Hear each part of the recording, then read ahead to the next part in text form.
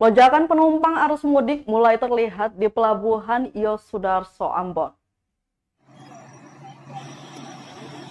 Lonjakan penumpang arus mudik sudah mulai terlihat di Pelabuhan Yosudarso, Kota Ambon. Menurut Kepala Operasional PT Pelni Cabang Ambon, Muhammad Assegaf, lonjakan penumpang sudah terjadi dalam beberapa hari terakhir. Dia menuturkan jumlah penumpang yang menaiki KM 30 pada Minggu 24 April 2022 malam saja mencapai 1.500 orang. Selain itu, ada juga 567 penumpang lanjutan dari Tanjung Priok. Rute KM 30 sendiri yakni dari Tanjung Priok, Jakarta menuju Ambon, Banda Neira, Tual, Dobo, Kaimana hingga Fakfak. Ia mengatakan lonjakan terjadi lantaran dalam 2 tahun terakhir aktivitas mudik lebaran dilarang oleh pemerintah. Sehingga ketika kebijakan diringankan, masyarakat berbondong-bondong untuk pulang ke kampung halaman. Lanjutnya arus mudik diprediksi akan terus berlangsung hingga menjelang lebaran nanti.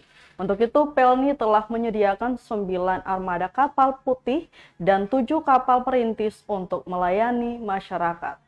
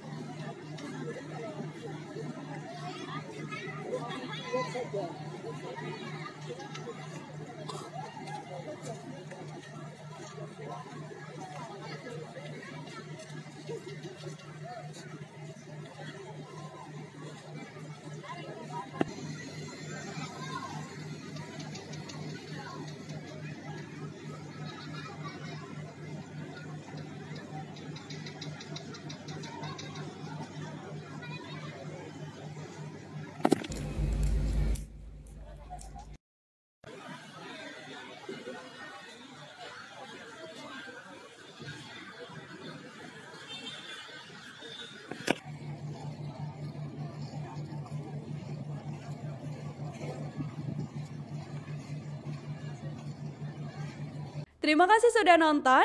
Jangan lupa like, subscribe, dan share ya.